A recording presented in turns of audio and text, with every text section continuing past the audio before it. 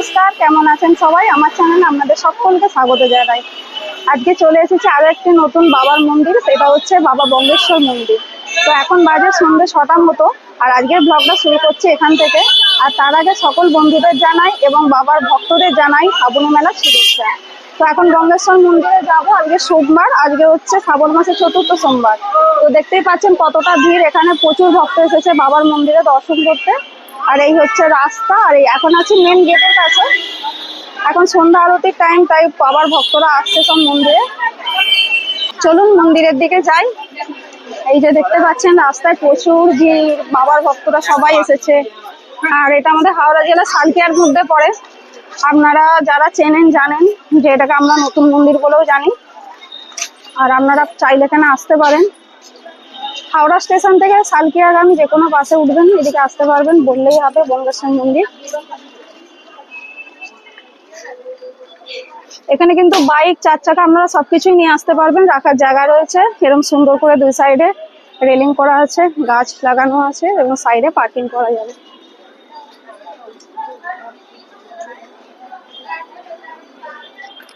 এই যে বাবার মন্দির, মন্দিরের উঠোনে এরকম গাছ দিয়ে সুন্দর করে সাজানো গোছানো, আর অনেকটা জায়গা জুড়ে বেশ খোলামেলা জায়গা। আর এই মন্দিরটি একদম গঙ্গার ধারে, এলে বেশ ভালো লাগবে। এখন সন্ধ্যা আরতি শুরু হয়ে গেছে, চলুন বাবার দর্শন করে আসি আর আপনাদেরকেও বাবার মূর্তিটি দেখানোর চেষ্টা করব।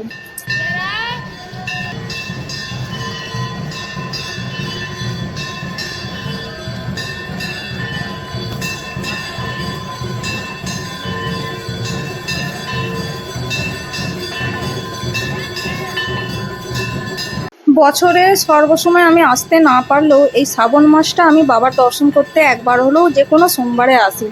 তো সেই মতো এই মাসে আমি চতুর্থ সোমবারটা বেছে নিয়েছি আর আজকেই এলাম।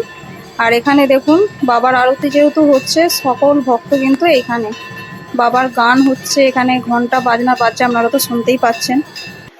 আর এখানে ওই যে দেখতে পাচ্ছেন বাবার মূর্তি, আপনাদেরকে দেখানোর চেষ্টা করছি আমি দূর থেকে, কেননা আমি অনেকটা দূরেই আছি।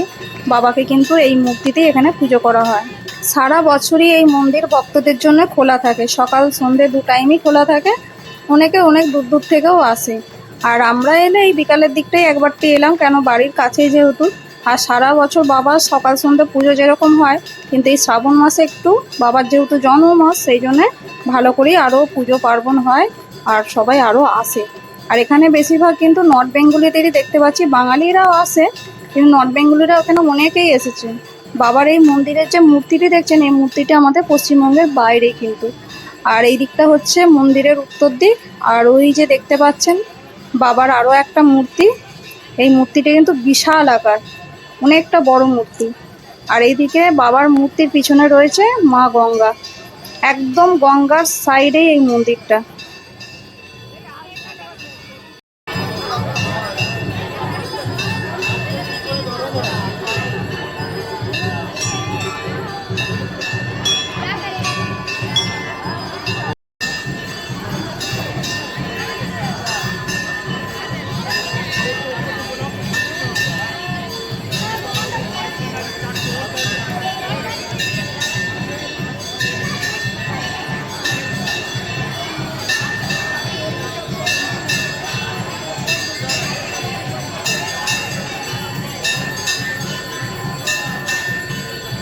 এই যে মা গঙ্গা, আপনারাও মা গঙ্গাকে দর্শন করুন। আর এই দিকটা আছে হাওড়া ব্রিজ।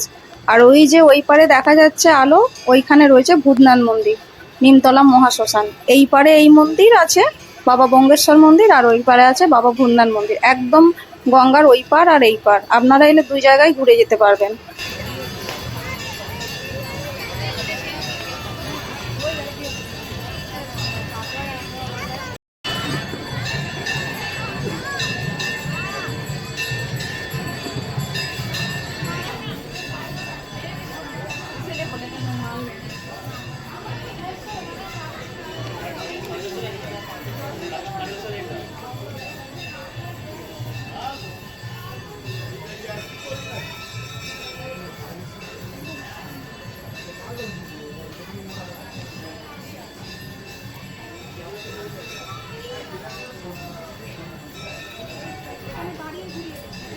হ্যাঁ